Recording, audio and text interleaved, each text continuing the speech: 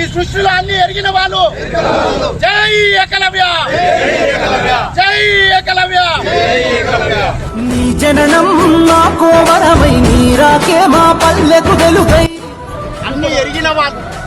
ఎందుకంటే ఆనాడు పాము గరిచిన, తేలు గరిచిన దానికి విరుగుడుని ఒక చెట్లని కనుగొన్నది మొదటి డాక్టర్ ఈ భూమి మీద ఎవరంటే ఎరకలి వాళ్ళే. ఈరోజు సమాజంలో ఎరకలి జాతి అనేది ఎరిగిన వారు, అంటే ప్రతిదీ కూడా తెలిసిన వాళ్ళే ఎరకలి వారు. ఆ సమాజాన్ని, మన సమాజం గురించి మనవాళ్ళు ముందుకు వచ్చి మాట్లాడకుండా, వ్యవస్థలో మన గురించి చెప్పుకోకుండా ఉంటే ఈ సమాజంలో ఏది తెలియదు. ఆ రోజు ఏకలవ్యుడు అనే వ్యక్తి పాండవులు అరణ్యాల పాలు కానికే ఏకలవ్యుని శాపమే. ఎందుకొరకంటే ఆ రోజు కళ అనేది ఒకరికి అంకితం కాదు, కొన్ని జాతులకే అంకితం కాదు.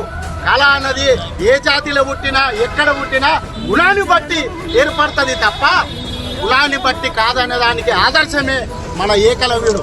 ఆ రోజు కుళ్ళు కుతంత్రాలతోటి విలువిద్యలో ఈ దేశం, ఈ ప్రపంచంలో నన్ను మించిన మొగోడు లేకూడదని చెప్పి అర్జునుడు వాళ్ళ గురువుని కోరిక కోరితే, అర్జునుడు ఈ బహుజన జాతిలో పుట్టిన మన ఏకలవ్యుని బొటనవేలు గురుదక్షిణగా అడిగి ఆయనని ఆ రోజు జాతిని అనేది సర్వనాశనం చేయడం జరిగింది. ఈ విధంగా ఆయన యొక్క గొప్పతనము అంటే ఆ రోజు కూడా మన వాళ్ళు తెలివిగా ఆలోచించే పరిజ్ఞానాన్ని లేదు.